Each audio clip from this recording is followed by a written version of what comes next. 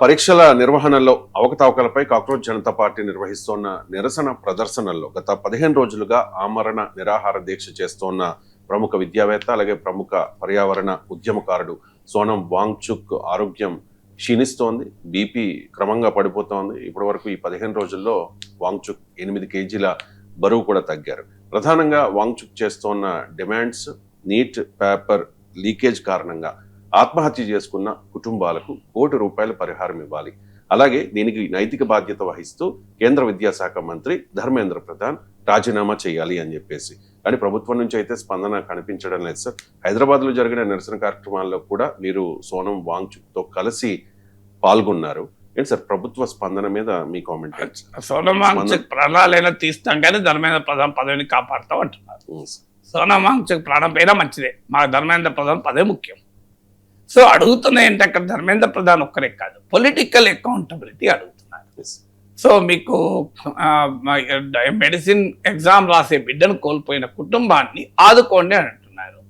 So ప్రభుత్వానికి కనీస బాధ్యత ఉండదా? ఇప్పుడు ప్రభుత్వానికి సంబంధం లేని రోడ్డు ప్రమాదంలో, రైలు ప్రమాదంలో, విమాన ప్రమాదంలో, ఒక ప్రైవేట్ పరిశ్రమలో డిజాస్టర్లో, ఒక నదిలో ప్రమాదం జరిగితే మీరు నష్టపరిహారం ఇస్తారు కదా, ఎక్స్ప్రెస్ ఇస్తారు కదా. మరి ఇది ప్రభుత్వము తప్పిదం వల్ల జరిగిన డిజాస్టర్ కదా. ప్రభుత్వ తప్పిదం వల్ల ప్రాణాలు కోల్పోయిన బిడ్డలకు కుటుంబాలను ఎందుకు ఆదుకోకూడదు? ప్రభుత్వానికి సంబంధం లేని వ్యవహారాల్లోనే ప్రభుత్వాలు నష్టపరిహారం ఇచ్చినప్పుడు ప్రభుత్వ అసమర్థత వల్ల, ప్రభుత్వ చేతకానితనం వల్ల, ప్రభుత్వంలో ఉన్న అవినీతి వల్ల జరిగినటువంటి ఘటన కదా ఇది. మరి దాన్ని నష్టపరిహారం ఇవ్వరా? ఎందుకు ఇవ్వరు అంటే డబ్బులు కాదు అక్కడ ఇష్యూ. ఇస్తే మేము ఒప్పుకున్నట్టయితే మా వైఫల్యాన్ని అని.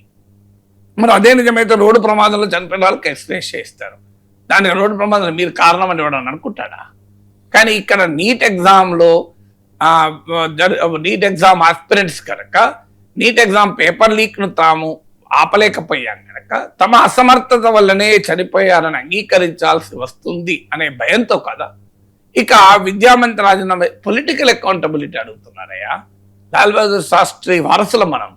ఆయన రైల్వే యాక్సిడెంట్ ఎక్కడో జరిగితే రాజీనామా చేశాడు, ఎందుకంటే నా నైతిక బాధ్యత అని. సో ఇవాళ పొలిటికల్ మీ ధర్మేంద్ర ప్రధాన్ రాజీనామా చేస్తే నేను మీరు అన్నట్లు హైదరాబాద్లో సోనం వాంగ్చుక్తో పాటు కలిసి మాట్లాడినప్పుడు కూడా ఇదే చెప్పాను.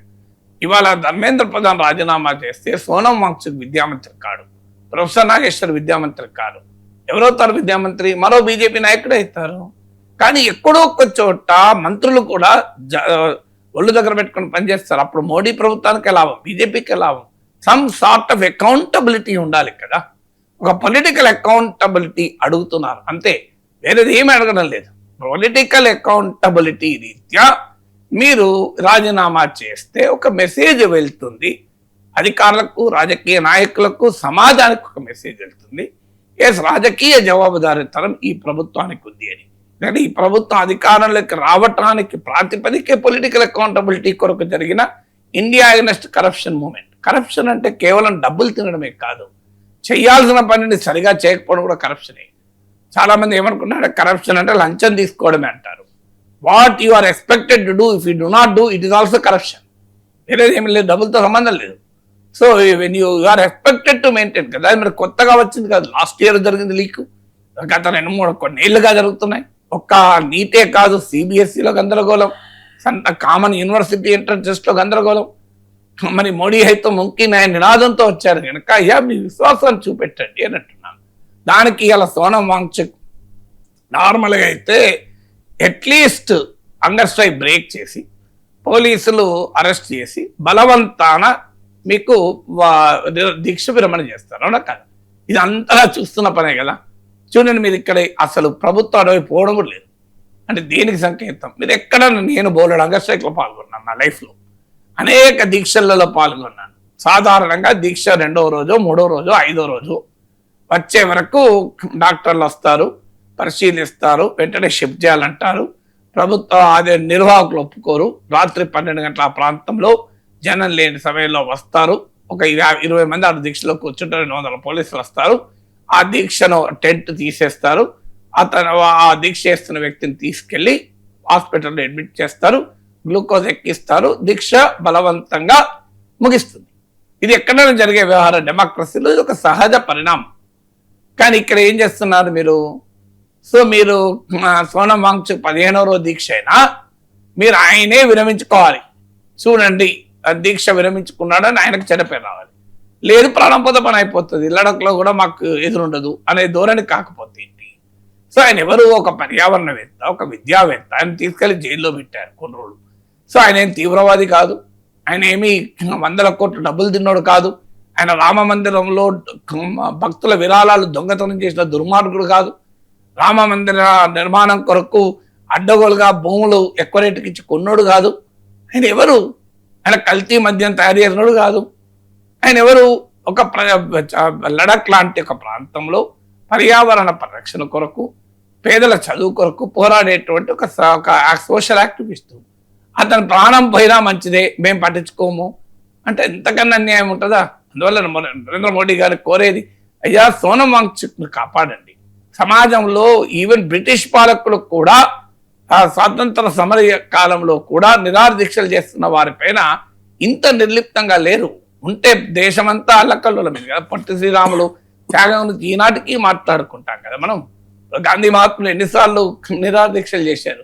బ్రిటిష్ ప్రభుత్వం కూడా గాంధీ మహాత్ములు చావని అనుకోలే. గాంధీ మహాత్ములు బ్రిటిష్ వాళ్ళకు వ్యతిరేకంగా పోరాడినా గాంధీ మహాత్ములు చావని నేను నిరాహార దీక్ష చేస్తే ముట్టుకొని అనలే. సో అందువల్ల కనీసం మీరు ప్రభుత్వం ఇన్వాల్వ్ అయ్యి ఆయనతో చర్చలు జరిపి ఆయనతో ఆ దీక్షను విరమింపజేయచ్చు, లేదా బలవంతానైనా దీక్షను విరమింపజేయచ్చు. అదేం తప్పు కాదు. ప్రభుత్వం పని ప్రభుత్వం చేస్తుంది, ప్రజల పని ప్రజలు చేస్తారు. మీకు ఒక రైట్ టు లైఫ్ ఇది ఫండమెంటల్ రైట్ కదా.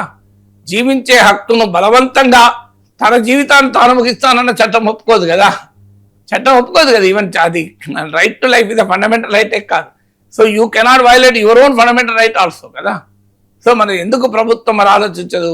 మీరు ఎవరైనా ఒక అతను బహిరంగంగా నేను పెట్రోల్ పోసుకొని తగలబెట్టుకుంటా అంటాడు, పోలీసులు ఊరుకుంటారా చెప్పండి నాకు? వెంటనే చాపుతారా లేదా?